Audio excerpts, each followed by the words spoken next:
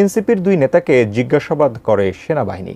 এনসিপিরা এরাই হলো ইউনিটের নাতিপতি। কি আমরা কি ভাইসাইছি নাকি? আমরা এই দেশের সন্তান। দেশ স্বাধীন একবারই হয়েছে 1971 সালে 30 লক্ষ শহীদের বিনিময়। আসলেই এখন দেশটা কার, ডক্টর ইউনূসের সার্জিস আলমের? এমন প্রশ্নে ঘুরপাক খাচ্ছে সাধারণ জনগণের মাঝে।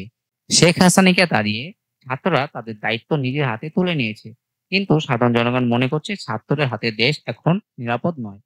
আমার ডায়লগ এটা, ঠিক আছে? পুলিশ কোন সহ? পুলিশ আমার ব্যাট ট্যাক্সের টাকা দিয়ে চলে। এই 16 কোটি 18 কোটি মানুষের ভিতরে 15.5 কোটি মানুষের ব্যাট ট্যাক্সের টাকা দিয়ে পুলিশ চলে। পুলিশের বেতন ভাতা। বর্তমানে এনসিপি নেতা আব্দুর রহিমের একটি ভিডিও সামাজিক যোগাযোগ মাধ্যমে ব্যাপক সাড়া দিয়েছে এবং তাকে নিয়ে নানান ধরনের প্রশ্ন উঠছে রাজনৈতিক অঙ্গনে। তিনি প্রথমে মেয়েটিকে তার স্ত্রী বলে দাবি করলেও পরবর্তীতে সাংবাদিক তদন্ত করে দেখেন এই মেয়েটি তার স্ত্রী নন। পরবর্তীতে এনসিপি নেতা সাংবাদিকের কাছে মাপ চেয়েছেন এবং বলেছেন এই ভিডিওটি যেন সামাজিক যোগাযোগ মাধ্যমে প্রকাশ করা না হয়। যাদের হাতে দেশের ভবিষ্যৎ তারাই যদি আজকে এই কাজ করে, তাহলে একটিবার চিন্তা করে দেখেন দেশের ভবিষ্যৎ কোথায় যেয়ে ঠেকবে।